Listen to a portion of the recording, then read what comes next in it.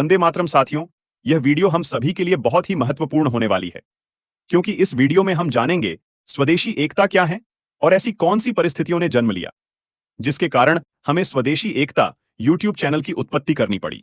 तो चलिए वीडियो शुरू करते हैं।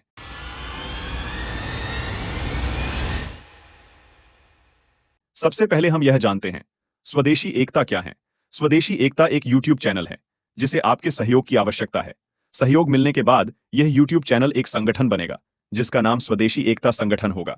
अब जानते हैं, आप इसमें अपना सहयोग किस प्रकार कर सकते हैं। स्वदेशी एकता संगठन का सहयोग करने के लिए आपको किसी भी प्रकार का धन देने की आवश्यकता नहीं है। बस जो जानकारी हम आप तक पहुंचा रहे हैं, उस जानकारी को आगे बढ़ाना है, ताकि भारत देश के शहीद क्रांतिकारियों का सपना और श्री राजीव दीक्षित जी का सपना स्वदेशी एकता संगठन पूरा कर सके। अब जानते हैं, ऐसी कौन सी परिस्थितियों ने जन्म लिया, जिसके कारण हमें स्वदेशी एकता यूट्यूब चैनल की उत्पत्ति करनी पड़ी। यह बात आज से कुछ वर्षों पुरानी है, जब मेरा परिवार 2 व्यक्तियों से बढ़कर 3 हो गया। उस समय मैं बहुत खुश था।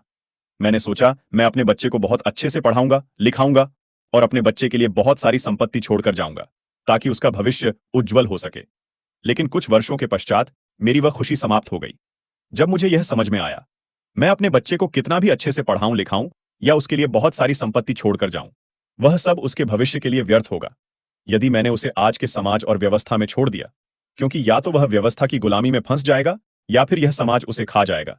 तब मैंने एक निर्णय लिया, मैं अपने बच्चे को अच्छे से पढ़ाऊंगा, लिखाऊंगा, लेकिन उसके लिए कोई संपत्ति छोड़कर नहीं जाऊंगा, क्योंकि वह संपत्ति उसके लिए व्यर्थ साबित होगी। इसलिए मैंने सोचा, मैं जो कुछ भी कमाऊंगा और इकट्ठा करूंगा, वह उसके अच्छे भविष्य के लिए खर्च कर दूंगा, ताकि वह इस व्यवस्था की गुलामी और इस विस्फोटक समाज से बाहर निकल सके। बात रही उसके लिए कुछ संपत्ति छोड़ने की। यदि वह इस व्यवस्था की गुलामी और विस्फोटक समाज से बाहर निकल जाएगा, तो वह अपने आप संपत्ति बना लेगा, जो उससे कोई छीन नहीं पाएगा, ना तो यह व्यवस्था और ना ही यह विस्फोटक समाज।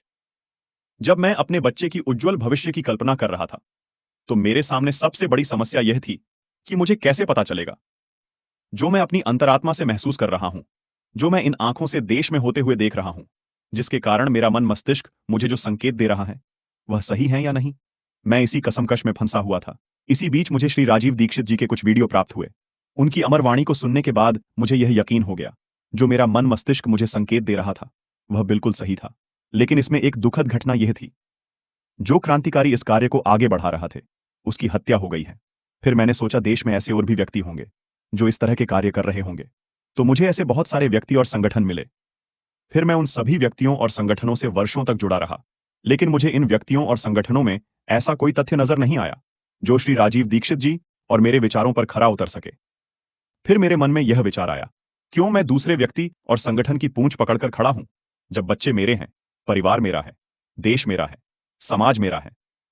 तो मैं खुद क्यों ना आगे बढ़कर हमारे स्वर्गीय श्री राजीव दीक्षित जी के विचारों के साथ उनके अधूरे पड़े कार्य को पूरा करूं, जिसमें मुझे आप सभी क्रांतिकारी का सहयोग चाहिए। बस मैं यह कहना चाहता हूं, मैं अपने परिवार के लिए कर रहा हूं, आप अपने परिवार के लिए करो। मैं अपने परिवार का राजीव दीक्षित बन रहा हूं, आप अपने परिवार के राजीव दीक्षित बनो। यदि व्यवस्था की गुलामी और इस विस्फोटक समाज से बाहर निकलना है, तो सहयोग करो। जय हिंद।